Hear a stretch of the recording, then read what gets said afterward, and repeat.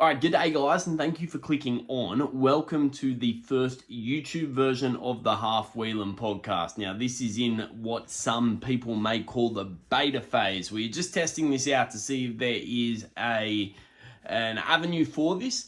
So it is just going to be a still image podcast playing in the background. If you want to find this elsewhere, you can find it on Spotify, and you can also find it on Apple Podcasts under the Half Wheeling podcast, and that is in the description below. Please remember to leave it a like, and yeah, I hope you enjoy our discussion with Hugh Harvey, development writer at Archaea B&B Hotels over in Fontaine.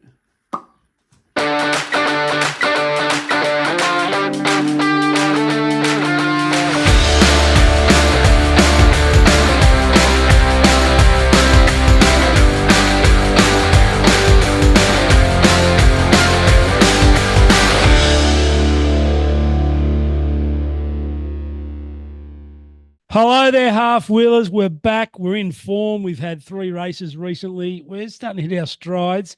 We've got a special guest today. It's Hugh Harvey from the Archaea B&B Hotels cycling team. High level World Tour Pro, if you don't mind. So we're happy to have him here. Welcome, Hugh. Thank you. Thanks for having me on, guys. Really excited. Good on you, mate. We'll just bring you into the conversation. We need extra perspectives because Aidan and I can get quite happy with our perspectives, and we just do need a bit of diluting at times. So look, I think we can only provide a certain pro perspective, and I think at a certain point, our level of expertise, while extremely high, it is just maybe not enough for the people. And we are, Scott, you and I, we are men of the people, are we not? That's right. And so we're just on those rare occasions where we don't think we can provide, we have to outsource. And they're extremely rare, but right. This is one of them. Yeah, that's right. So before we sort of start really peppering Hugh with all the things that we're interested in, and this is going to be, I'm really interested myself. It's going to be great. You had a bit of not a bee in your bonnet, Aidan, but you had some sort of thoughts about this Strava situation. Many riders around the world are on Strava, so it's probably pretty relevant to a lot of people. Yeah, so strap in. Let's go. Let's fucking talk about some Strava. So I have an issue with people getting upset about this because I don't understand why you are using Strava to push your data to apps. Anyway, I don't understand why people are so highly strung about what is essentially a glorified social media platform. And I'm seeing all these people on the social platform saying like, oh, I'm canceling my Strava premium subscription, when I just don't fucking understand why you would have a Strava premium subscription in the first place. I can only see that as a waste of money. I've never felt like I needed more data on Strava. It's literally for going through and liking people that did 100 plus K rides. Like I don't understand people that use it as their data collection method when there are significantly better ones out there, like Garmin Connect. So I think everyone just needs to take a big breath, calm down, and realize that you fucked up, you did something stupid, and get over it. But that's my opinion, and it's not always the popular opinion, but I don't care. You're wrong. Do you reckon people don't want to let go of Strava because of that social media aspect, and they want their cake to eat it too? So they want it to send it to other apps or whatever, but they also want to stay prominent on Strava. Do you think it's a bit? Yeah, I get that, but like my GPS uploads to Garmin Connect and then pushes to Strava. I don't get why you were using Strava. It's like I would never use Instagram to push my training data. So why would you use Strava? Anyway, I'll have a World Tour Pro next to me, and he agrees. So go take it away. Hugh, Hugh, what's your take on this? Like, do you use it? Did you use it? Do you use it currently? What's your attitude? I put everything on Strava, and I give every rider title with exactly the session. Normally I have all the data public, so if people want to go through it and have a look at what session I'm doing and what power I'm doing, it's almost always all public except for heart rate. I always have to hide the heart rate. Okay. But I'm yet to have a Strava premium membership, and lots of people talk about the routing capabilities of it. But I've been lucky enough to ride all over the world in places that I've never been to before, and I'm yet to run into a situation where I need Strava Premium any more than something like Ride with GPS. There are free apps that do exactly that. You're just pissing your money against the wall, and I think that's what gives me the shits about it the most. People are getting upset because they're being forced to save like $16 a month. Come on. If you want a routing app, choose one that's got GPS in the name of Yeah. There you go. You heard it here first. So on that, Hugh, get a little bit technical. Where do you upload your rides to? And I'm assuming you might work with a coach, or at least you put them somewhere for some sort of management. Where do you guys use, or what do you do? The team is sponsored by Wahoo, and so we use the Wahoo Element app. Yeah. And that gives you the option to upload everything to whichever platforms you want. And so, of course, for me, Training Peaks, and then also Strava for the few people that follow me. For the bit of the public sort of and friends, yeah. Do you got Wahoo stuff, Aiden? Me? No, I'm only Garmin. I have no loyalty to Garmin, but I find that the older you get, the more locked into a niche you become, and just the idea of transitioning. I tried picking up a Google phone, and it was like trying to learn Sanskrit. The idea of trying to learn a new system, I'm too old now. I'm a Garmin boy. It's just that's I've accepted that, and I will go quietly into this good night as a Garmin user. So yeah, that's me. But just to tack on, Strava is a social media platform anyway. Does anyone who spends their time scrolling through looking at other people's rides? I don't know. I reckon the answer to that is heaps of people would. Yeah. Because that's what social media does to some people. Just sort of that vicarious living factor. Whether they're sussing out or they're envious or they're just interested, I mean, maybe there is that level of curiosity, but every time I open Strava, I feel an overwhelming sense of my own inadequacy. So maybe that's why I'm averse to it. I look at these people that are doing 100K rides, and I feel an overwhelming sense of my own limitations, and maybe that's. Yeah, that's a good point, Hugh. That factor, that as an athlete, you got to focus on what you can control, and you want to keep your confidence. And then if you look at others, there's a potential for that to sort of take away, your full focus. Does that play out for you at all? Do you have to manage that? Is it a dangerous thing for you? Yeah. I have given about 10 kudos in my entire Strava lifetime. Yeah. And so I'm not one to sit there and scroll through what other people are doing, not because I'm not interested, but by the time I finish the training session, I'm normally pretty buggered and happy to just sit down and take a rest and not think about cycling. But yeah, I find that, I think a lot of people do get bogged down in the details of what other people are doing. But if you're racing at any level or training, for any goal, you're doing everything you can to maximize your performance. And so if you're looking at the training of someone else and then following what they're doing, you're not doing your training, you're doing their training that's specialized for them, for their strengths and their weaknesses. And so I think you can send yourself down a bit of a rabbit hole that's going to end up negative, not only for your mentality, but also physicality. So it's something that I have made sure I've kept myself far away from the rabbit hole. Yeah. And so you found it easier to stay away? Does that mean you found it easier to stay away because you've never really gone in at all and haven't even had a sniff?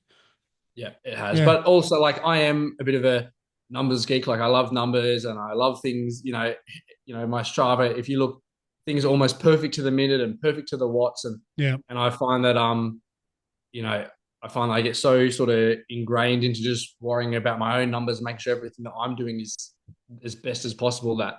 I find I'm normally not distracted by anything else that's going on around me, which is probably for the best. Yep. And so that numbers focus, that precision that I'm hearing, like we haven't even asked you, does that flow into some type of riding that do you leverage that? I mean, does it Yeah. mean that you're a good time trialer because you need to have that type of precision or something else? I find that like I was, hired into Archaea as a sprinter, and I've sort of, delved around in a few different riding styles. Yeah. But I have found that the that level of precision mainly has helped me just in improving my own riding.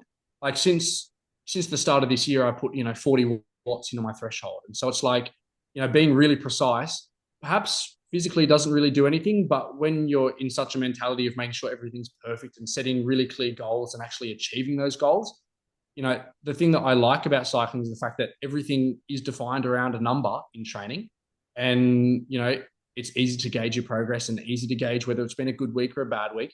Um, but once again, that's also a rabbit hole that you can go down and get yourself too far down the rabbit hole. Like, if you look at a lot of my routes, I will just do continuous laps of CP at my bang on 230 watts, which is just the bottom of zone 2, and just sit there and roll laps and laps and laps. Or even when I was in Europe, my house was at the bottom of the Grand Colombier, and my most regular ride was a flat route that I would do that had 100 meters of climbing in an hour 15 or an hour 10 of riding. And I would just do repetitive laps of that because no power spikes, no power troughs. There was no high cadence of a descent and low cadence of a climb. It was all just as if I was on a turbo trainer on erg mode.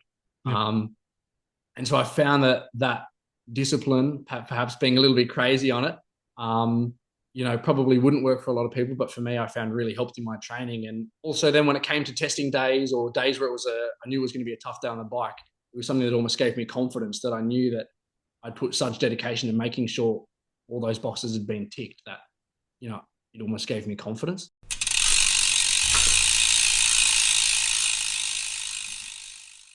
So, Scotty, we're going to start with you, mate. What kind of riding are you doing? What's been going on? I've just started doing some races, Okay. crits, and so the training sort of shifted into more of intense sort of stuff, like 30s, and I've been doing some 3-minute stuff. I'm not very good at that, but that's pretty uncomfortable, but it's good. And then I've sort of got a bit of a sprint for my ability. So that sort of started. It's good. So crits, and on the weekend, I'm doing a 100K handicap, and I've never done that before, Hugh. I'm not afraid, but I have no idea how it's going to go. Nutrition will be the best thing. Like, I found, when I first started racing this year, my nutrition strategy was out of control, nowhere near enough carbs. And once you work out, the most that your body can handle, even for something like 80Ks, 60Ks, but then obviously also longer, it will make the biggest impact to your riding like you wouldn't believe. And once the day that you work it out, you'll know because you get to that 100K point and feel stronger than when you started the ride. So if it's your first time doing a longer handicap, 100% nutrition because it's going to be a hard ride. So what do you reckon? Just like pumping the carbs? Yeah, I mean, sugar water is pretty easy to get in if it's colder weather. But then you can also do gels and the powders and stuff. But then that becomes a pretty costly exercise when you don't have such a great nutrition sponsor like SIS. So, that can sometimes make it a bit difficult. I like the SIS. I don't get it much, but I do like it because it's so watery. The gels, you can just tip them in, and they seem to be gels, good on your stomach. Yeah, and I think the beta fuel gels are like 40 grams of carbs per gel. And so if you're aiming for 80 grams of carbs per hour is a little bit low, but even you can completely forget about it and then slam 2 gels and you've sort of ticked the box, sort of negated the damage. I actually think they're 50. I did some testing on them, and I think it's the most carbs that I could find in a gel, which screwed up my testing because it makes it really difficult to compare when that's double the standard of every other one. But they're the business. A few years ago I was doing that Peaks Challenge, in the high country in Northeast America. That. Yeah, I was doing it. I'm not a climber, but I did it. And I did some training days, and one of the days here was a bit like you say. I'd done like 3,000 meters climbing or something, and I've been going for about 5 hours or something like that. And then on the way home, there's this sort of faster stretch. And for me, 5 or 6 hours in or whatever it was, and I was riding at 35 Ks an hour on this sort of lumpy stuff. And it's all because of that. I mean, the training, but also, yeah, the fueling was really helped. So yes, indeed. Who's next? Hayden, you. Good on you, Scotty. Good luck with that. I'm going to be I'm going to be the Devon in between these two carb sandwiches. My riding is pathetic. I've been away. I went away with the family, and so I missed out on my Monday or Tuesday night crit this week. And then, of course, the week before that, I got sick. So I missed out on that crit because I've got kids in daycare and they are always sick. So I am constantly just revising what I am doing. Most of my riding at the moment is indoors, and I am just trying to do my local crit. I'm literally just trying to feel like I'm in some way an accomplished cyclist at the moment. So I have nothing exciting except for the fact that my wife has been an absolute legend this weekend, and she's taken the girls to my mother-in-law's. So tomorrow I get to go on a long bike ride, which I never get to do on Saturdays because the guilt kicks in, and I feel like I have to get home to take over the baby minding duties so that my wife can look after her mental health. But, does the guilt kick in after 6 or 7 hours on ride? No, the guilt kicks in pretty much immediately when I leave the house. The girls have a habit of waking up on Saturday at 6:15, which is exactly when I leave the house to go on my You group have ride. to get out of the house before they wake up. If they're up, it's very, very tricky then. Maybe I just need to start doing some local laps at 6 o'clock just so that I know that I'm good. But yeah, so tomorrow I'm hoping to do a sort of plus 100K ride just to try and build. I think in the back of my head, I'm going to the Tour Down Under this year, and in the back of my head, I want to be able to do those longer rides across the course of the week. And so I need to start putting some Ks in the legs, and that's my goal. But yeah, aside from that, honestly, I don't even deserve to be here with you two. You doing your 80K handicap race, and Hugh sitting here. Hugh doesn't count. He's like, he's sort of beyond us. Yeah. We do recognise that. No, but seriously, I mate, used to. There was a point where I held Hugh's wheel for a small period of time, and I don't think I wouldn't even be able to see it. Well, you're doing good by just hanging in there. Like seriously, I know it's like young kids. You take what you can get, take the bar down low so that you don't get too disappointed. Just do what you can. That's it, mate. It's just changing my relationship with cycling for this period of my life, and I've reached the acceptance phase in the stage of grieving, and so I'm okay. But the thing is, and Hugh will tell you, even at the highest level, there's always situations where it's really not working well for you, whether it be in your preparation for a race or during a race. And you're like, fucking hell, what's going on? This is not how it was meant to be. This doesn't match up with the form I brought into whatever. And it's always about what you can do then anyway. So like that challenge you got right now, it's not happening exactly how you'd like it to. It's sort of like it happens to everyone on the spectrum. I'm not trying to dismiss what you're saying, but at the same time, it is a key skill at all levels of riding and all levels of totally. And commitment. it's healthy for me too, because it's taught me to manage my expectations, and it's taught me it's changed my relationship with cycling and taught me about perspective. And the kids are the most important thing in my life, and the wife is the second most important thing in my life, and it used to be cycling. So I think it's made me a better husband. It's made me a much better father.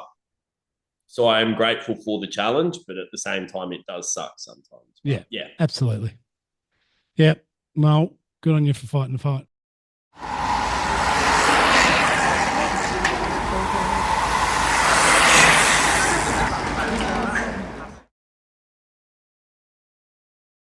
I'm assuming you're in off season now. Is that correct? Just restarting training now. So I had a relatively late off season, I think. And that was just because I wanted to have some time off in Australia just to catch up with friends and family without having to stress about training and fitting that into a day. Like, even I'm going up the coast this weekend with my parents, and it's like you have to take a different car so that I can take my bike so I can do training. Yeah. And so it's like training then has an impact on just daily life. But that's not something I complain about. Like, I love riding my bike, and getting paid to do that. That's wonderful. But that is also something that then you do consider, and you notice a lot more when you are at home and you are with friends and family. Like, I say to my parents that when I was in off season, the list of tasks I could get done in a day was fairly significant. Whereas now I'm a one task per day person. If I have to wake up in the morning and do a 4-hour ride, by the time I get back, I'm so cooked, and then I need to refuel. And then whatever task there might be, however small it is, that's the one I can get done. Yep. Before I'm completely sapped of energy. So, So in short, off season has just ended, and I'm back into training. Like, I think 3 days back or something. So what's your riding consist of at the moment? So at the moment, there's a fair bit of gym scheduled in. Yep. Just to build more peak power. And otherwise it's all zone 2. So I've been jumping in with like group rides, like there's a group ride that goes around, Centennial Park, which is a pretty popular riding place in Sydney. And that's where I do almost all my riding. And there's other group rides around that are normally pretty fast. And so I've been doing a little bit of stuff that's probably more threshold VO2. I was thinking, that I should try and avoid, but in a perfect world, it's all zone 2 and a little bit of gym. As a junior, I had really strong power numbers, and so then that sort of set a standard that I'm always trying to get back to. Yeah. But, at a lighter weight, that's always the battle. So this is something that's a little bit funny that Hugh and I have been talking about. So I've identified my fitness as the major thing holding me back from cutting sick in races. So I am trying to do some VO2 max to try and improve my general fitness. And I was doing some 3-minute sessions, which you were talking about, Scotty, at sort of building up to zone 6. And my zone 6 is 325. And Hugh and I were having a chat in the lead up to this podcast, having a bit of a sit down at Centennial Park. And he mentioned his zone 2, high zone 2, which is what, Hugh? 230 to 290 is within zone 2. So his zone 3 would be my zone 6. Yeah, no. Oh, yeah. That's where, the levels, there's so many levels. Yeah, so I don't know if you get this, Scott, but I often get people asking me at work because they see me as, I ride to work every day, so they see me as a relatively fit person. I'm quite into my cycling, so I often get could you race the Tour de France, or, could you ride with the pros? And I think that's a good example of, like, Hugh sitting at conversational pace is me in the vomit bucket. Yeah. And I think that sort of answers that question. I know that's something that comes up for everyone, but I often get that quite a bit. Yeah. But it's interesting, like that often I find makes it difficult to ride with people. Yeah. Like, I find that so much of my training becomes solo training, because, like, who wants to sit with me at Centennial Park for 4 hours riding at least 230 watts? And even like when I'm riding with people through the city, it's like I will accelerate from the lights at 230, to 250. That's sort of like easy zone 2 range. But then even when the lights go red up the road, I'm on the brakes and continuing to pedal all the way to the line to then slam the button on my wahoo to pause it immediately. And so it's like, it doesn't matter uphill, downhill, the power remains the same.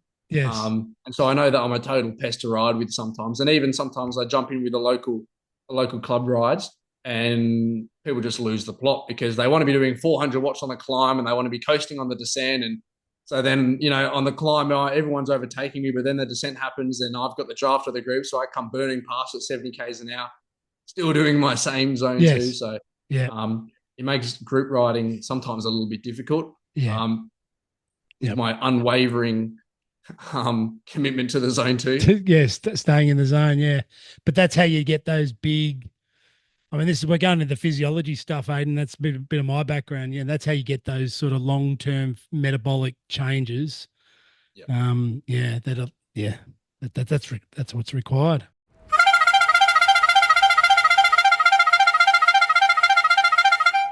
Hugh, you're a friend of Aidan's. I don't know you. I'm here in Melbourne. You're in Sydney. How did you become a pro cyclist? I think that my story into cycling is one that I think a lot of people trying to think how to frame this actually. I think my entry into pro cycling is different to that is, so common, of starting out as a junior and going through a track program or a European road squad, and then slowly progressing up the steps and make it into a pro team and then a world tour team. I think that now in cycling, so many riders are getting signed really young, purely based on power numbers, and are being signed for a long time, in the hope of, what is often, I guess, maybe passion projects of coaches or high, people in teams. And I think that was something, when I got into cycling seriously, I was sort of at the start of that, where riders would get signed basically purely on power or, one or two results. But I rode when I was young. Actually, I'll be clear with my wording. I rode bikes when I was young, just for fun with my dad and local weekend cruises and stuff like that. And then I got into rowing during school. And so there was probably about 4 years where I took that particularly seriously, but, in terms of really bulking up in the gym and getting myself pretty heavy, and turning myself into the most powerful person I could for a rowing boat. And long story short, there was a whole bunch of changes, with the Olympics in terms of heavyweight and lightweight rowing.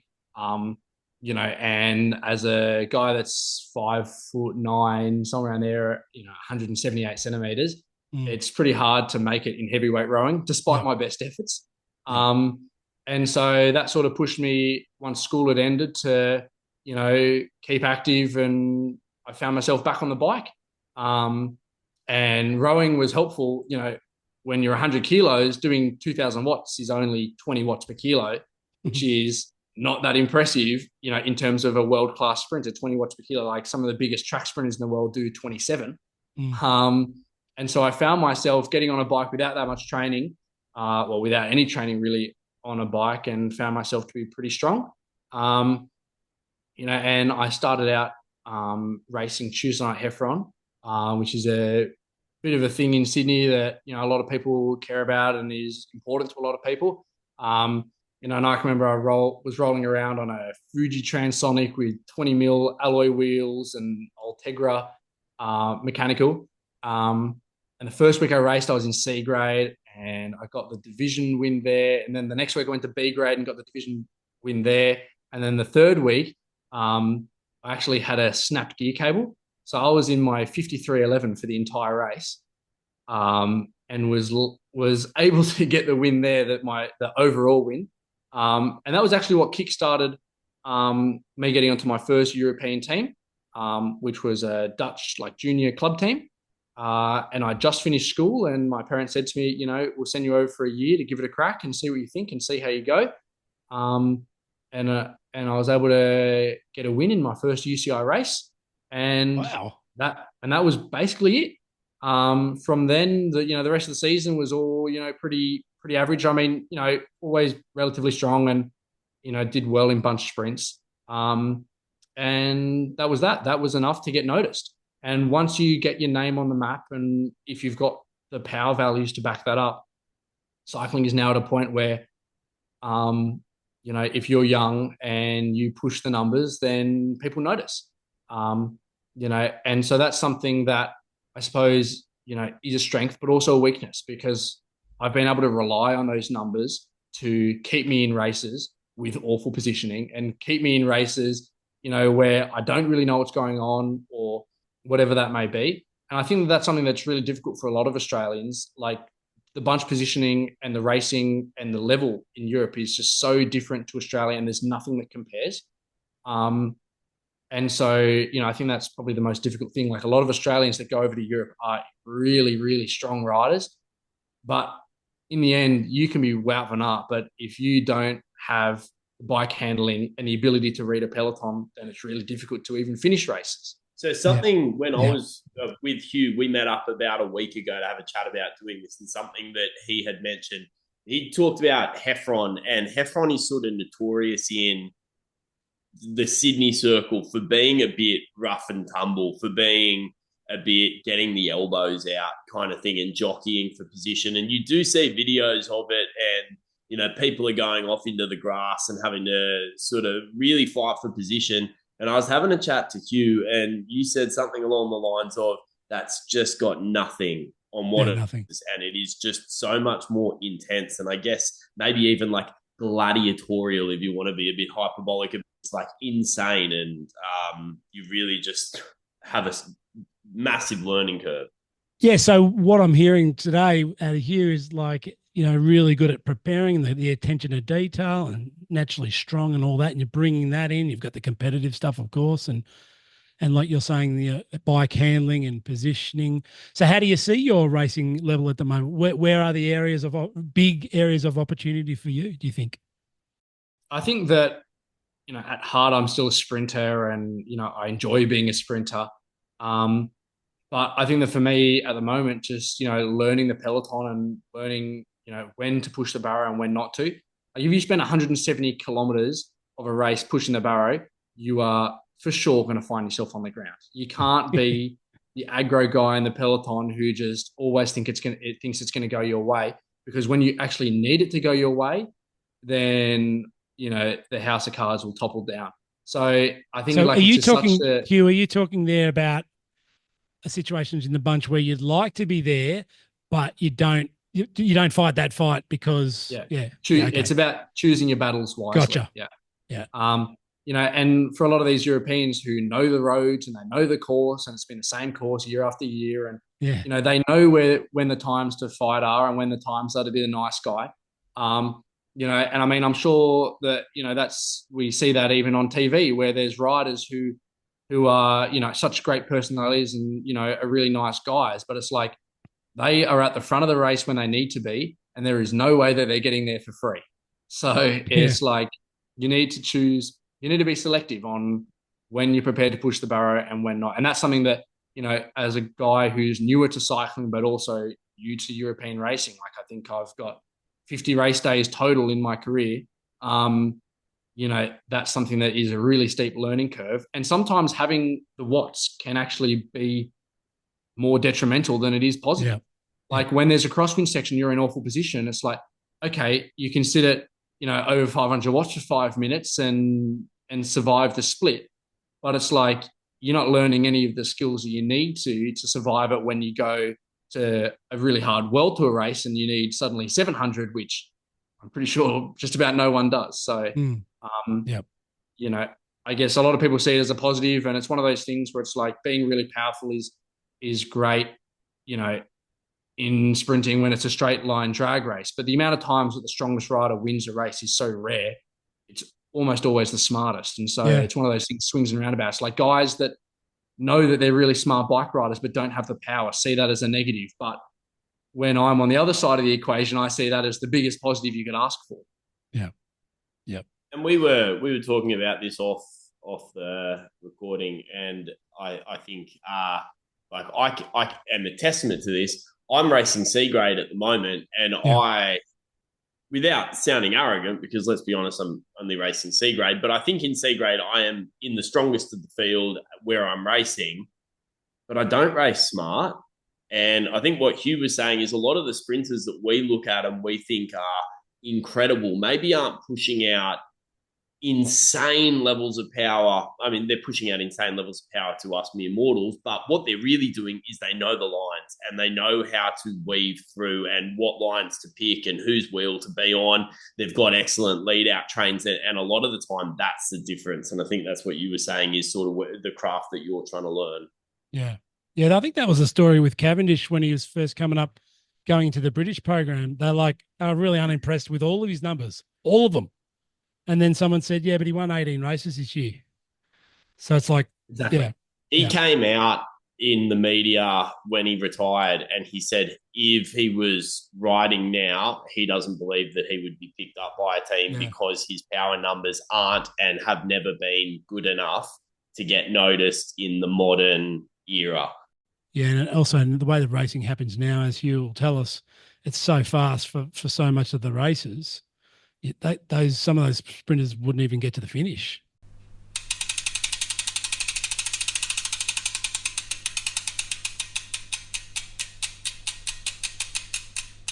I think a lot of people might be listening to this and thinking, there might be some young guns listening and thinking, I wonder how I could make that pathway. And what advice would you give to someone that is at that maybe 17, 18-year-old level and they're looking at making that jump and that's their goal?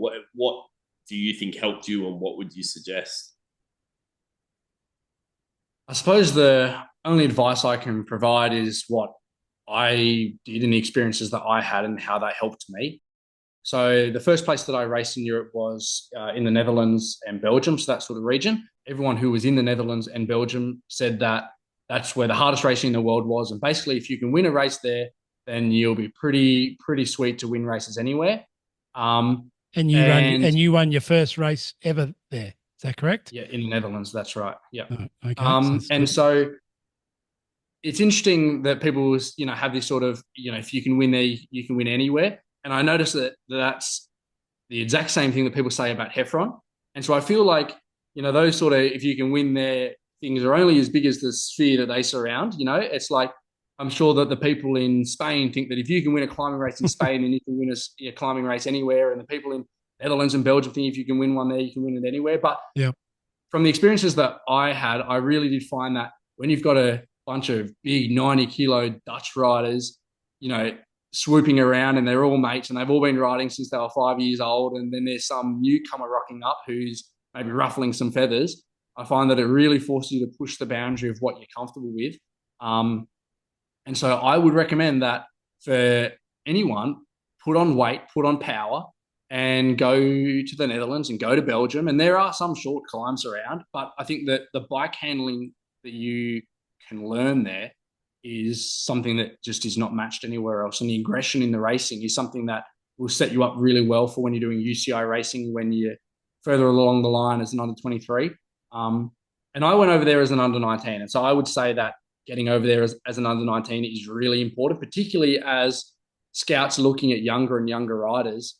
I think it's really hard to make a step up to pro or world tour past under 23 if you're not already on that pathway, just because there's so many young guys that are so strong that, it's hard to break in without really incredible results. But then there's things like when I signed with RKO, I didn't have an agent. And so there's so many riders who stress out about, they need to get a good agent and they need to, put themselves out there. It's like, if you've got some sort of social media, some sort of Strava, and get yourself some consistency in results, then you'll get noticed without having to stress about things like agents and, knowing the right people. Like the right people will find you if you do the right things. And I also think it's worth mentioning that my parents, really helped out in my first year to get over to the Netherlands to race. And that's something that, I had to go out of my way to talk to them, plan a way to get over to Europe, plan a team, plan what races I was going to do when the team weren't racing me as much as I'd like. And I think that that's something that a lot of juniors need to be prepared to do. I got on a plane, said goodbye to my parents, did not see them for 8 months. I got off the plane to then travel through a train system that I'd never used on a phone without mobile data, to then get to an accommodation with people I'd never met before in a country that I didn't know, to then work out how I could budget, to work out how I could get to races without being able to drive, And so I think that riders that want to do it, you have to be really committed and you have to be ready for the fact that you're going to spend a lot of time on your own. You're going to spend a lot of time figuring things out for yourself. You're going to make mistakes. But if you're committed enough to it, then you'll find a way. If there's a will, there's a way. And even that goes down to little things like trying to work out where the closest shops were and how I could get to the shops and then get all my things back from the shops when I've only got 2 wheels and I've only got a bike. And even stuff like, when your bike is broken, how can you work out a way to repair that bike and continue training? And I think that there's Australian teams that go over, and I think that's good to have that support network. But also the riders that I know, the Australian riders that I've seen that have been really successful in Europe are riders that have gone through European teams. And I think it's probably fair to say that all of us have gone through those own struggles of basically trying to become an adult overnight.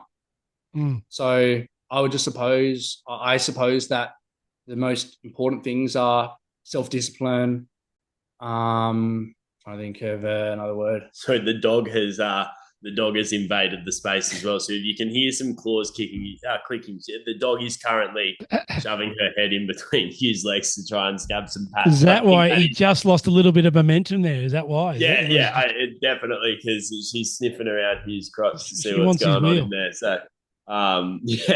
So, if you can hear some barking and stuff, she's getting a bit agitated. Go ahead. One thing I just wanted to add to that as well. So, not only my parents' support, but also my club. So I've been with Randwick Botany or Randwick Cycling Club for my entire riding career, and they supported all Randwick juniors that went to Europe with a $2,000 grant. And so those are the little things that really help a season come together. And so I think that it's important for young riders to have a great support network, with their parents and with their club, but also realize that as a junior, things are not going to be handed to you on a silver platter. You are a foreigner in a foreign country on a foreign team, where they probably speak a different language, and so you have to be willing to fight for the opportunities and chase them. Yeah. Yeah, I'm hearing you got to be, like you almost said it before, you got to be comfortable with being uncomfortable in lots of different ways. And while a scout might sign you based on numbers and race results, if you're just thinking that that's going to be enough that takes care of it all, there's about 50 other things, aren't there, that you have to be really good at. So, yeah. And it's really nice to hear you say this, Hugh, because I've heard these sort of messages many times. Even, say, Robbie McEwen had talked about the same sort of thing, going over there when there was even less Australians back then. And also the fact that everyone talks about, Belgium and the Netherlands racing as being really good grounding for overall race skills and how you can get your head kicked in a billion times. But if that's that's a really good sort of foundational environment. And I think for the younger people, you have never been in a position where you can market yourself better for free. Yeah. Use the social media tools that you have available. Get an Instagram going and get your Strava so that your rides are. Hugh was saying he names all of his rides, just like basic stuff like that, so that people start noticing you. You can do things that are the simple things to put yourself in the best position, and there are things that are bigger than just your power, I guess. Is that like Hugh was saying, he had an Instagram, and that's sort of how he started getting noticed, was through putting up results on there. Or the first contact I had with Archaea directly was Instagram. Yeah, right. An Instagram message. Wow. What's it like for an average day on a pro team? Like, to us mere mortals, it seems like the goal to just be able to wake up, go you for just a have an bike espresso ride. and a croissant, and then you ride 100 Ks and then professionally veg for the rest of the day. So I guess how you've got mates that have 9 to 5s. How do you think your life as a top tier cyclist compares to your mate that's maybe on the tools during the day? Yeah, so I suppose that a walkthrough of a day, I normally have, two sort of extremes in my riding, where I'll either ride quite early in the day or I ride quite late in the day. And that's, dissimilar to, usual European style. And that's just because when I'm over in Europe, I found that at the time I was there's daylight saving and stuff, but 2 p.m. in the afternoon in Europe was 10 o'clock at night in Australia. And so I found that if I wanted to talk to friends and family, I basically had to do that before 2 p.m. in Europe. And so if I had like a 5-hour ride, to get that done, before 2 p.m. had come around, and that's the time, that's the cutoff, so to be done by 1 p.m. or something ended up being a pretty early ride, and the two after became quite a late ride. And so I found that I'd always be doing one extreme or the other, quite early or quite late, because, speaking with family and friends is something that certainly this year has become quite important to me. And so I find that that's something, a point of difference where, riding early or late. So I guess, a normal day, I suppose for an average cyclist, average being the majority of pro riders. Would be wake up 8, 9 a.m., have breakfast, pretty carb heavy breakfast, and go out for their training session during the day, return from the training session, refuel as soon as possible, within that 45-minute window, with something that's probably a bit higher in protein for muscle repair, and then professionally recover, feed up and chill out and just rest or go for a swim or, just casual resting activities, evening dinner, roll off the bed and repeat. And then for days like before racing, it could be like wake up and do a easy 1 or 2 hour ride and then get on whatever transport, be that, plane or train to the race, arrive at the race, massage, and then go to the race. Shred legs.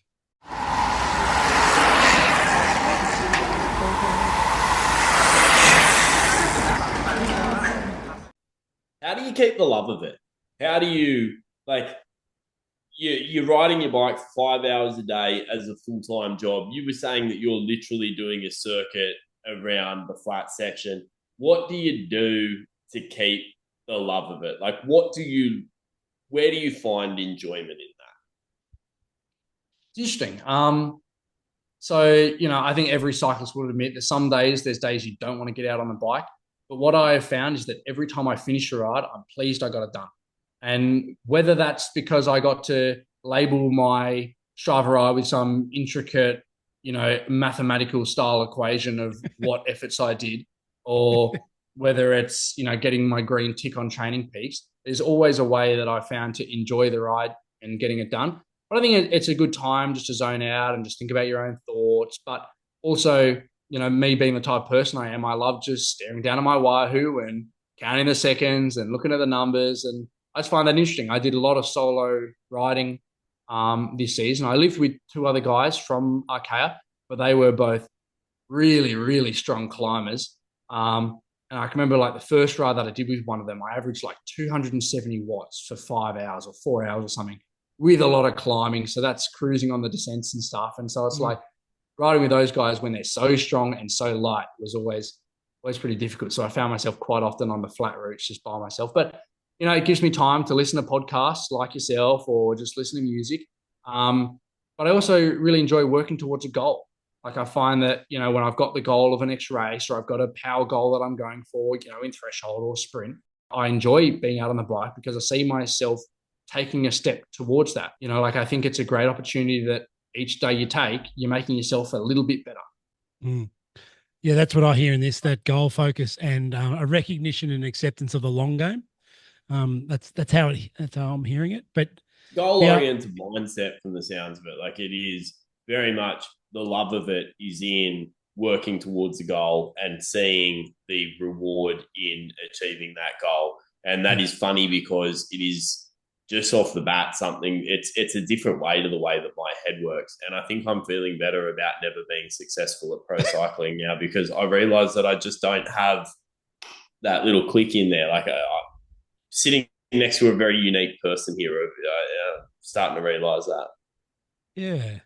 Yeah.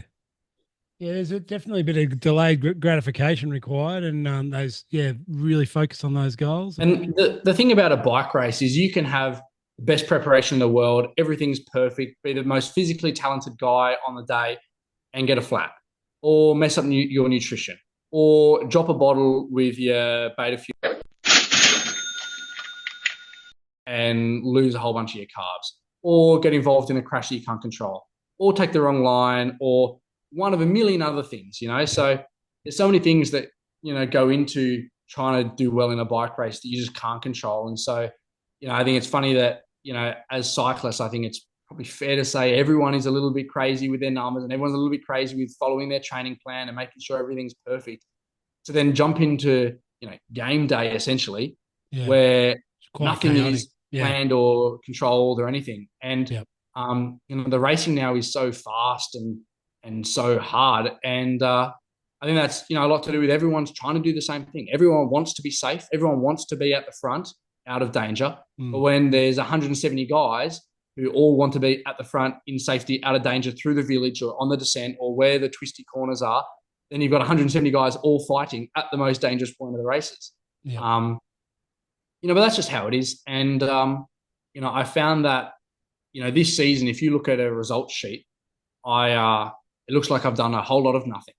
But I think that, I've worked really hard for the team, in more of a domestique role, chasing breakaways, forward positioning, that sort of stuff. And I found that when there's your teammates behind you watching watching each of your moves, when there's another team trying to come up to push you off the wheel or push you out of position, you fight that much harder because you know that your hard work and the risk that you're taking is helping and supporting your teammates to get the best result for themselves.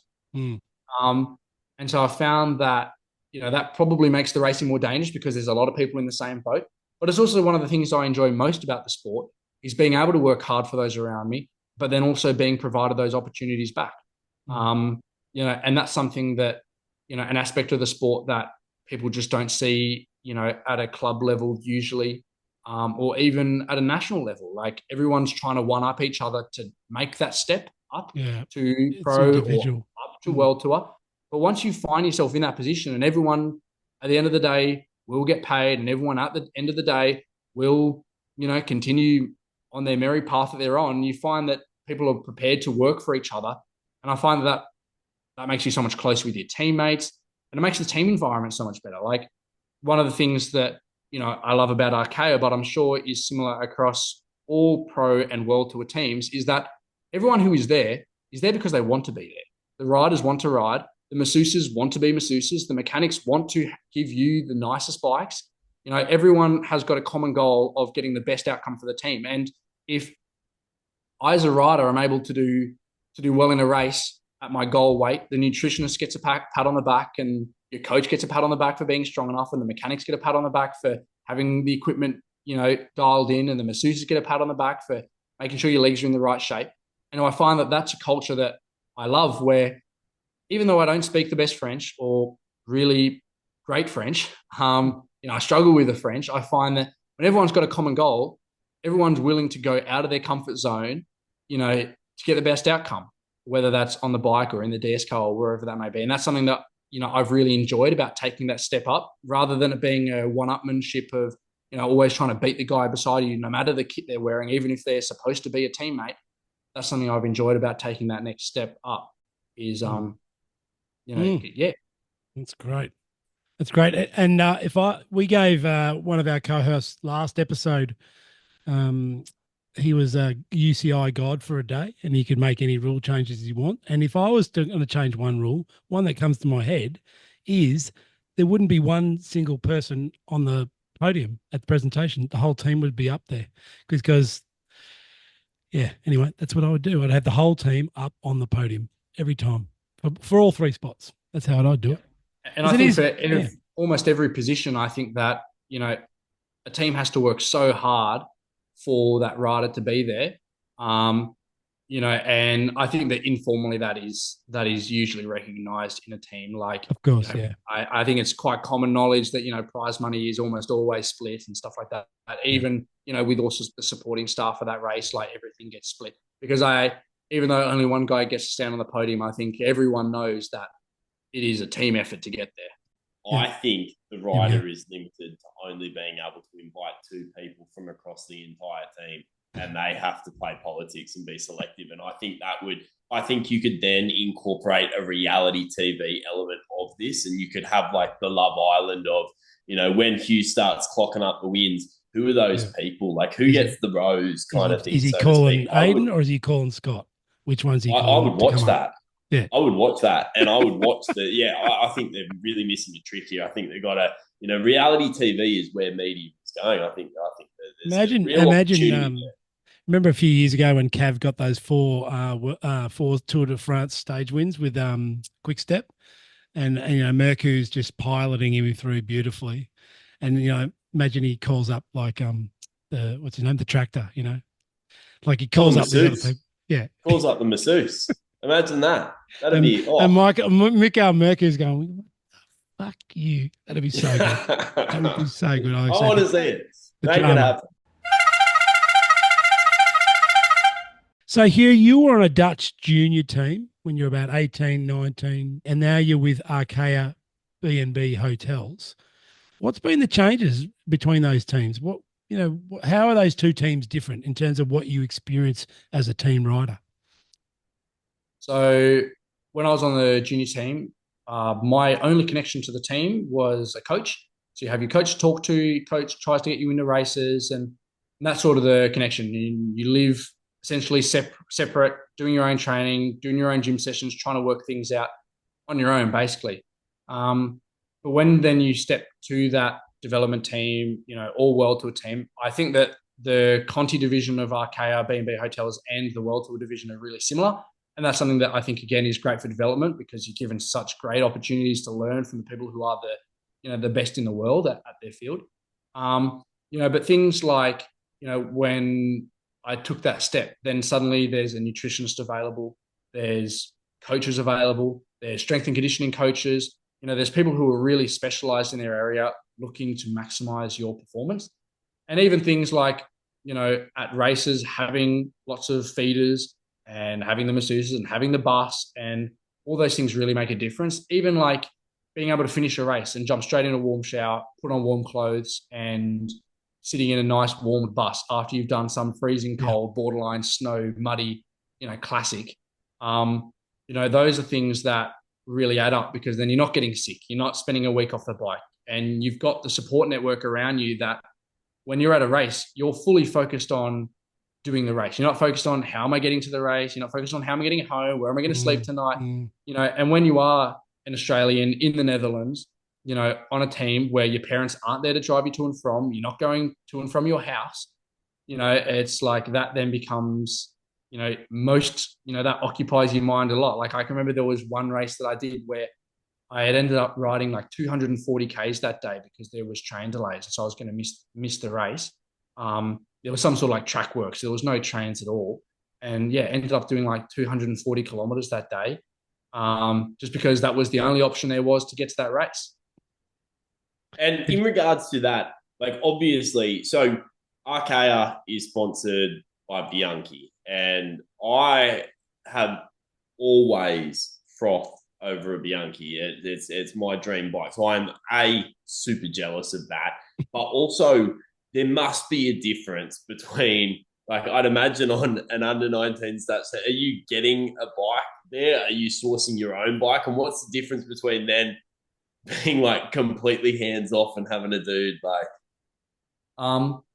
So on the team that I was on, you had to buy your own bike. They were discounted, but you had to buy your own bike, and it was a Cannondale Super 6, and it came with the Cannondale hologram cranks.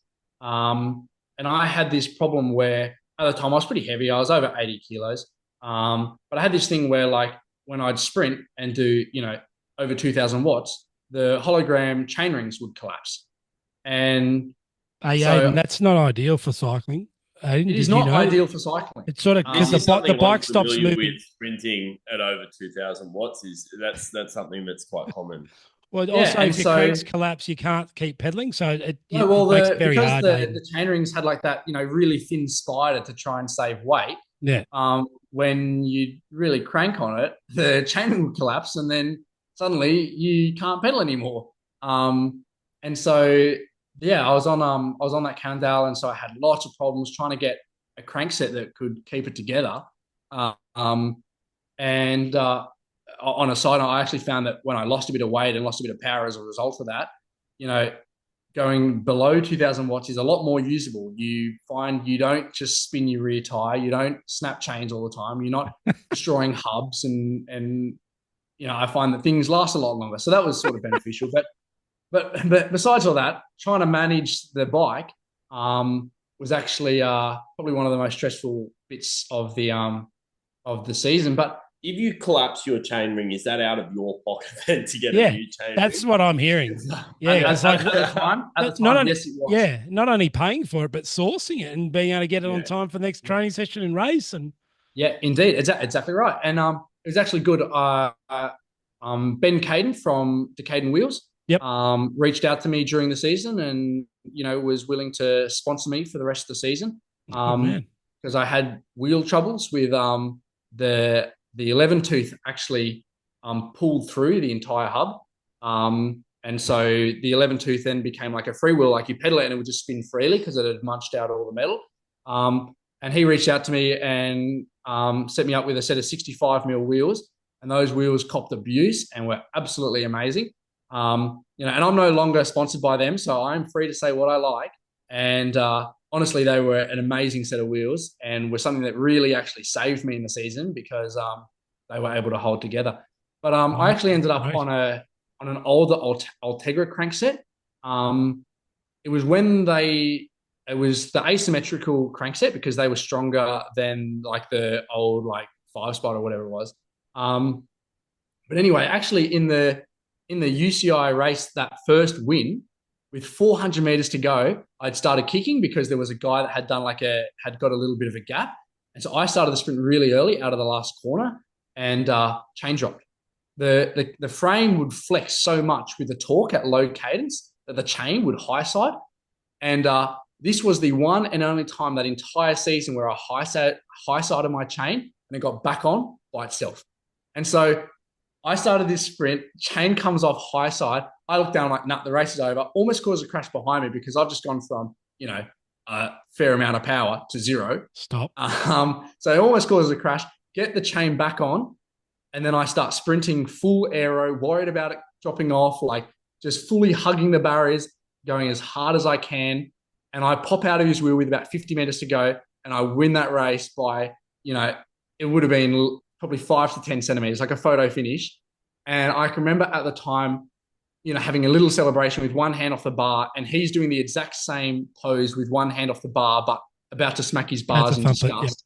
Yep. And I can remember like the reality didn't even set in. I was so panicked, traumatized almost by the fact that my chain had dropped 400 meters away from the finish. And it was a stage race. And the day before, there had been 2 guys up the road, and I won that bunch sprint as well.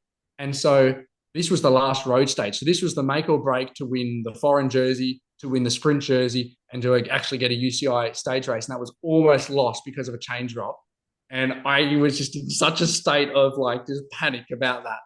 And so then to have such concerns the entire season about bike stuff, to then go to Arcade B&B, hotels sponsored by Bianchi, that shift was something that has been just so pleasant to not have to worry about, when am I going to need to sort out brake pads? When am I going to need to sort out a new chain? What about wheels? What about tires? And even frames and group set, to crash in a race is such an awful feeling, but to be able to get up and know that there's another bike on the car coming for you to then get back on and continue in the bike race is such a relieving feeling rather than oh my God, how am I going to start tomorrow's stage because my bike is now broken?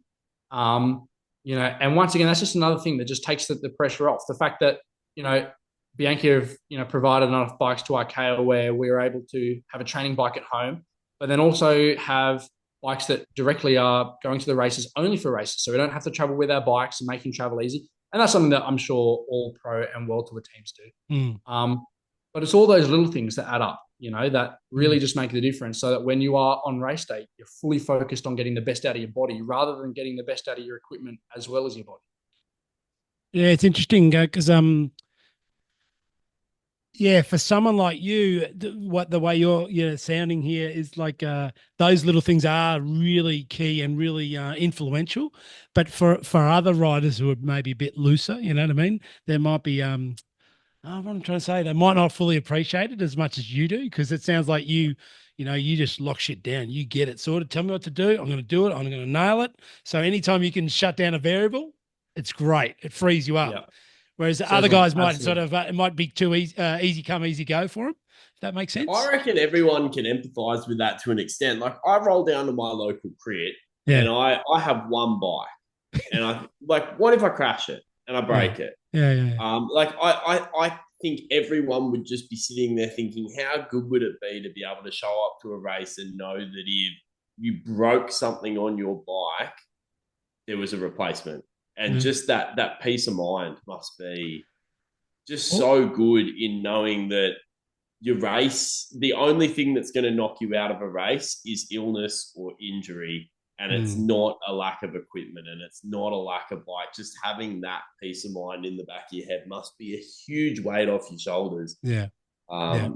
Even this season, there was a little bunch sprint incident, and I found myself with a K to go touching the road at 65 k's an hour. And the first thing I did, I got up, look at the bike, the front tire's off, the bars are snapped, and it's a little bit of a disaster. And instantly my thought was, I'm like, how am I going to finish this? But then, like the realization, once you start thinking clearly again, after you've sort of recovered from the shock of hitting the ground, then it's like, oh yeah, team car's coming, bike's coming, get on the bike, finish the stage, which is only a K. So I maybe could have walked it. But, that sort of, I guess peace of mind that you get is, just worth its weight in gold. That's nice. That's really nice.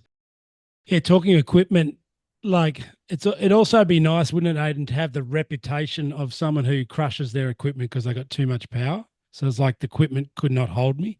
And I don't know what you're talking about, Scott. That's a very common experience for me. I stretch. I'm notorious for pushing out too much power. But have a listen to this bloke's record, right? This is what I'm hearing, Aidan. C grade first ever race, wins it. B grade first ever race, wins it. A grade third race, snaps the cable, can't change the gears, wins in the 53.11. And first pro race does that. Chain comes off, somehow remounts. Must be nice, eh, Scotty? Must be nice.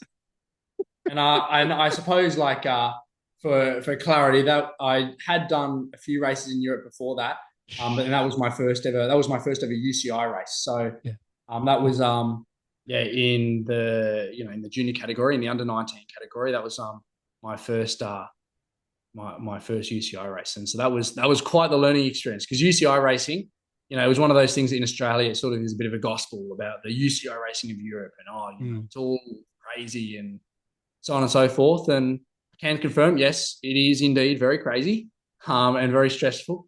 And I think that I was lucky that, perhaps it's a sprinter thing, but I think you really have to be able to lock in and just do what's required. It's not about doing your best, it's about doing what's required. Yes. And there were certainly times, in those races where, everything in your mind was saying, this is very dangerous. This is more likely to lead to my death than slowing down. But, when you get to the last couple Ks of a race, you just have to, you put everything on the line. And, particularly now, when there's other riders working for you, you will push the barrow, because you don't want to let them down. And I think that's something actually that I almost struggled with this year is, one of the races that I had an opportunity, where I was riding for myself, super efficient, team looked after me really well all day. But then coming into the sprint, 3Ks to go, I pushed the barrow a little bit too hard and snapped spokes in my wheel. I just get cleaned up by another rider, coming out of a roundabout just with a bit of a squeeze, and it's like, that's then a harsh reality of racing. And it's like, my team have worked for me all day for a sprint.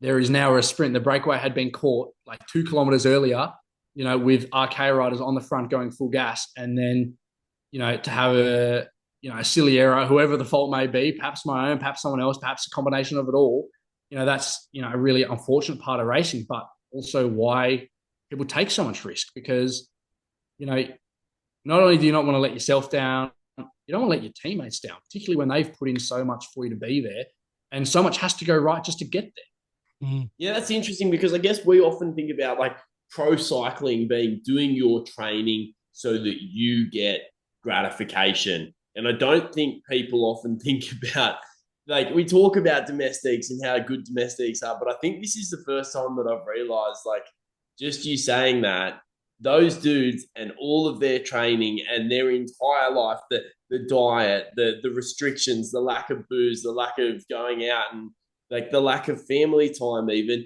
is not to get themselves a win. It's to get you to that line. Like, I guess that's sort of almost like a switch is sort of hit in my brain when you talk about that. Like, those dudes are busting ass, not for themselves, but to get you into that position. And yeah, that would be like, I think a lot of people can understand that, like, human experience of having a lot of people on your side and feeling like the weight of expectation is greater than just your own. And like even looking at my results this year, like I've got a lot of, 80th, 90th, 100, and it's like looking at it from the outside looking in, you just go, wow, what an awful year. But it's like, when you dive deeper into those races, I would sometimes go back and watch the live streams and take snippets out and put it on Instagram of sitting on the front or, working with other teams to chase breakaways, and I did some all-time power records in races because you're able to find that extra gear when it's like the breakaway is only half a minute up the road, but there's only 10 Ks left. So 10 Ks is 10 minutes or close enough to it. Like we're doing 60 Ks now when it's a flat day. And so it's like, you were putting absolutely everything into each pedal stroke because like then all that you are able to do is give your lead rider the opportunity for success. You're not guaranteeing anything. You can put everything on the line, and the most that you can do is give them the opportunity for success. And so, that's something that is an exciting / stressful, but also motivating part of the sport. You talked earlier about cycling being multicultural and about you being in a bit of a cosmopolitan kind of team. How do you, coming in as an Australian rider, how does the team foster a culture that develops this sense of camaraderie that is really bleeding through in your responses where you are, I mean, at one point you've even talked about like the fact that you're willing to risk yourself for your teammates. That to normal people is insane. How do you generate that culture and that love and that respect and that camaraderie for these guys that in some cases don't even speak your language? Yeah. I think that the main way I think that I am able to build relationships with guys that might not speak the same language or have the same riding style or really have anything in common, I find that it's the typical Australian way of smiling and laughing. Like something happens, you might not understand the language or you might pick up a few words, but if everyone else is laughing, then join in. Like if they're going to be happy, you may as well be happy with them. Yeah. And I find that, even sometimes I will say things in the team where, you can tell that the guys don't really understand what's going on, but, you can take the time to explain to them what's going on and give them a bit of a look in. And I find that really builds a culture. And I feel like because it's so multicultural, the French guys are asking the Italians about it, Italy, and, people want to know about Australia and kangaroos and all this sort of stuff. And I find that, you can really lean into that, the fact that you live on the other side of the world with the timing, the time zones are the opposite and the seasons are the opposite and all that sort of stuff. And so I find that, even though everything might be opposite, I find that in the team opposites often attract. And I think that that's something that helps build that culture when, you're able to question about a guy's actual personal life because it's something that you're not used to and something that's so different. And that builds a relationship where you're not just another rider on a bike wearing the same kit on the same bike. Suddenly then about this guy's, life and when he trains and where he trains and where he does training camps and warm weather or cold weather or, even little things like that. And I find that really builds the culture, but then also team training camps. And, those are the sort of the more, specific times where the team goal is to build culture. But I find that sometimes it's the more organic ways, of, just human interaction. Like, people just want to make friends. Yeah. I hadn't thought about that. I'd sort of thought about multiculturalism being a bit of a potential wedge because you don't speak the same language and that kind of stuff. But like, I think it's a bit like when you get in an Uber and the driver is from a different background to you and you just start having a chat about what it's like to live in different worlds. I'm sort of getting that as like the vibe of what you're saying. And that is a really cool perspective for it. It's an opportunity to learn.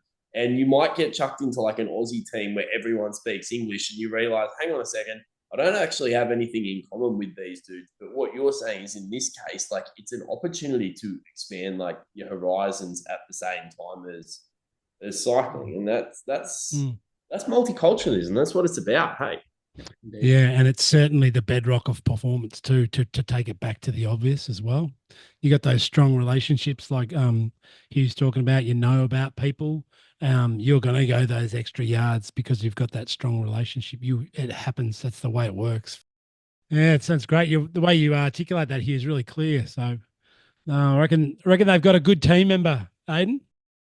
He's a bit of all right, hey. He's a bit all right. He's just got to stop smashing cranks. Other than that, Yeah. he's all right. Yeah. It's okay. No, he's good with that because he's on the Bianchis now, and he's got, is it Shimano on the Shimano DR2 on the Bianchis.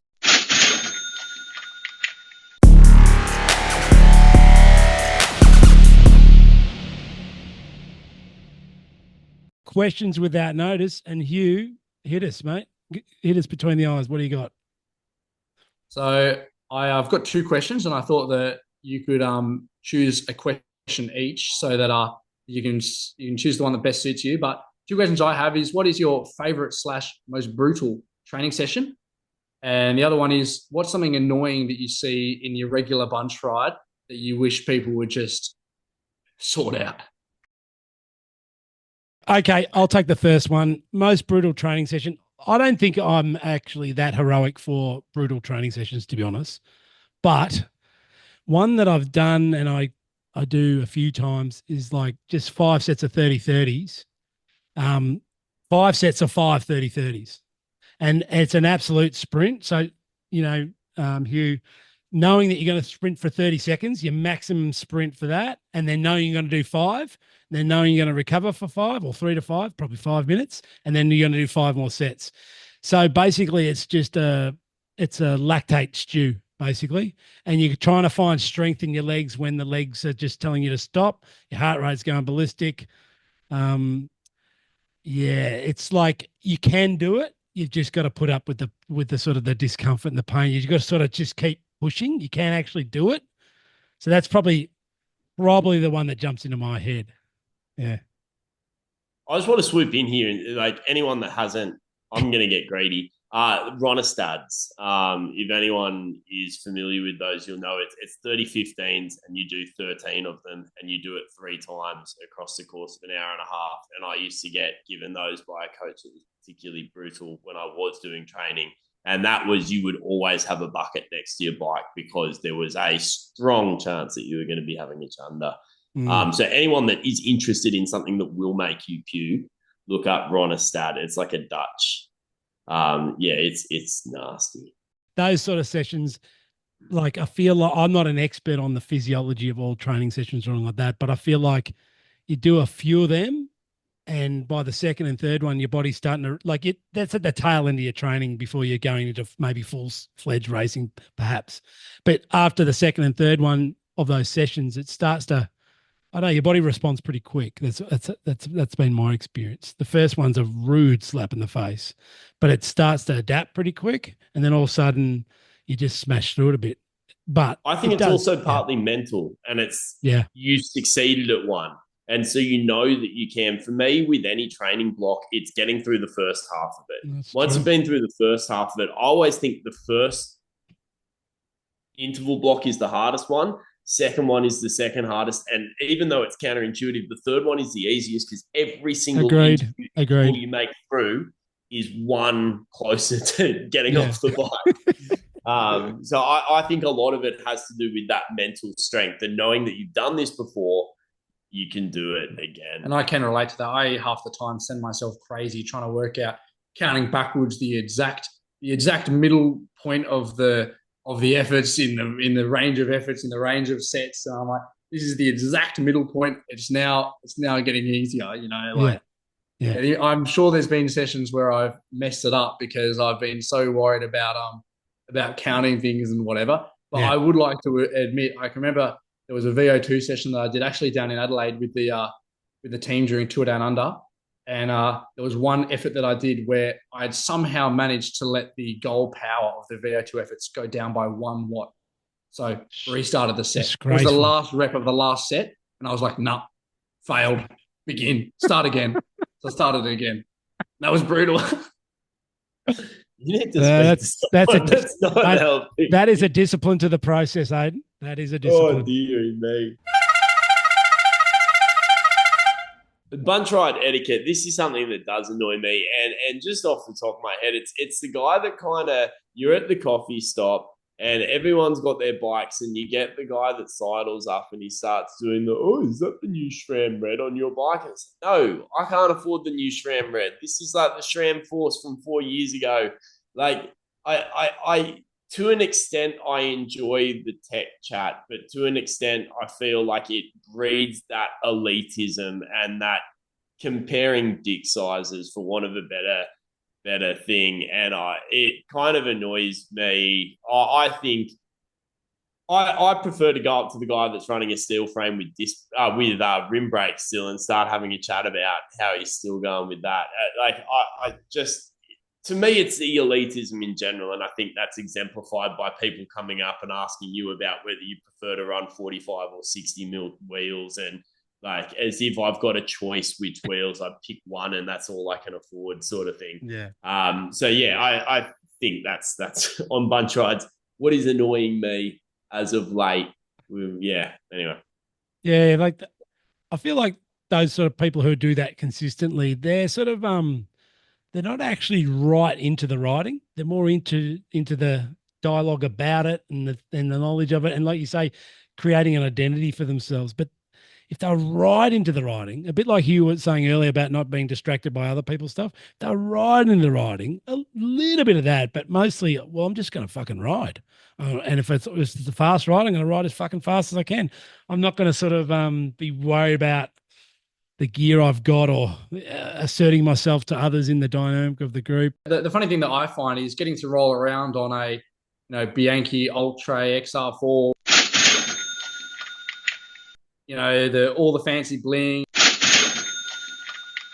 and the fancy wheels and all the rest of it. I find that typically I would have one of the nicer bikes that are rolling around at a coffee shop, if not the nicest. And I find that I don't get into that because I would never sort of grew up as a cyclist or, had that growing up as a cyclist bit, with nice stuff. Like if I was no longer riding a Bianchi, I would be going back to that Fuji with the rim brakes, with the Ultegra, and now a cracked frame. So yeah, I'm absolutely one who is not all for the gear chat and is happy just riding my bike.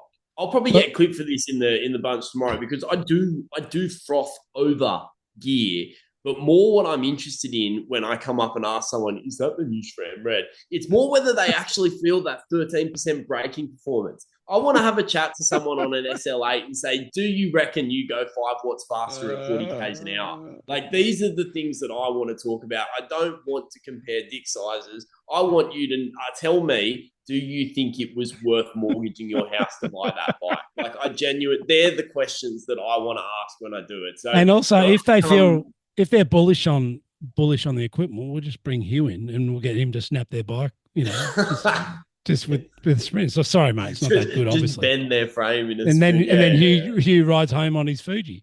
It's like, geez, who was that guy?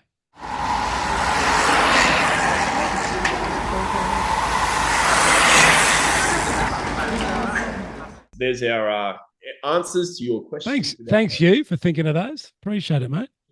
Well, actually, your most brutal. I know sessions you do will be much more dimensional than that. You'll do stuff with volume interspersed in and all that. But in simple terms, your most brutal training session out of interest. Probably 4x4. 4x4 minutes max. Yeah. I found those were always really, really rough. Because I would go for my target 5-minute power. So whatever 5-minute power I'd done most recently, that was my PB. I'd aim for whatever my next goal was. And it was all about, if I could get through 4x4 minutes of that, then I knew that when I had a 5-minute test, then I could achieve that new goal. Yep. And I found that those were just particularly brutal. And I would do all sorts of things, like I'd do them on flats, I'd do them on uphill, I'd do them in the hot, in the cold. I'd eat different things in the morning to see where I could do the best, just because those were really red line, like fully screaming at the handlebars, blasting music full volume to try and get through those. And there was enough days where I was like, I needed to pull over to the side of the road and give myself a bit of a breather to to regather my vision and hearing and ability to comprehend what I was seeing, that being the road. I know you get to say you get in a 4 minute, you get to 2 minutes and you're like, how the fuck am I going to finish this? Nah, 2 minutes, you're halfway. You get to 1 minute 59 and you're like, how the fuck am I going to finish this? I'd get to 2 minutes to go and then I'd count 20 seconds and then I'd count from 100 seconds and then I get to 90 and then it's only a minute and a half. It's only 90 seconds. All the framing of the counting. Yeah. Yeah. And I'd just be counting down each second and breaking it down in tens, which is funny because that's exactly what I used to do back in rowing. When you were doing a 2 kilometer piece, which is the duration of a rowing event, 10 strokes on the ergo was about 100 meters. And so I'd be sitting there counting away like a lunatic. But yeah, I find that, a bit of counting helps break it down and get you through those hard efforts. So Hugh, thanks very much for all this. It's been a brilliant insight. Really appreciate it.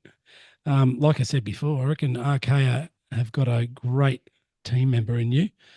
So really interested now, 2025. What goals do you have? What are you looking forward to? What's the focus? Yeah. What's in your mind? I guess as a general overview, more power, more results. But I'm looking forward to, working hard with my teammates and going on training camp in January, and building some more of those bonds with a whole lot of new riders. So there'll be a lot of fresh new faces in the team. And so that's something that I'm really looking forward to. And I'm looking forward to being able to do some more races, hopefully some more flat races. So I'm just looking forward to further developing myself as a rider and learning new skills and, just continuing to develop. And I wanted to thank you guys for having me on. Really appreciate it. It was good catching up for a bit of a talk. It's nice to talk to some Australian legends, and so I really appreciated being invited on today, guys. So thank you very much. You're welcome. Thank you very much. It's been great. It has been genuinely insightful. Really grateful. For those who don't know, Hugh has driven an hour and a half to get out to my place to sit here with me and do this recording. So he has gone above and beyond to make this happen. And I think I know I can speak for Scott when we say we genuinely appreciate it because it has been a really cool opportunity. So thanks, mate. Yeah, really appreciate your time. Thank you, Hugh. Thank you. Good luck. Good luck. Good fortune.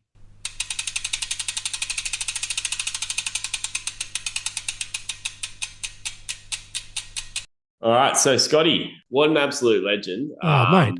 I was just genuinely impressed by the sheer force of personality there and just that the determination. Yeah, there's a lot of maturity, a lot of wisdom. I reckon, like I said, that road captain sort of perspective, he can see a lot.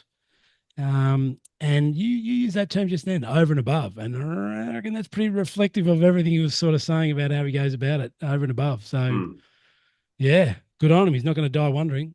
It's bloody great. And we've all got someone to follow now. It's going to be great. That's it, mate.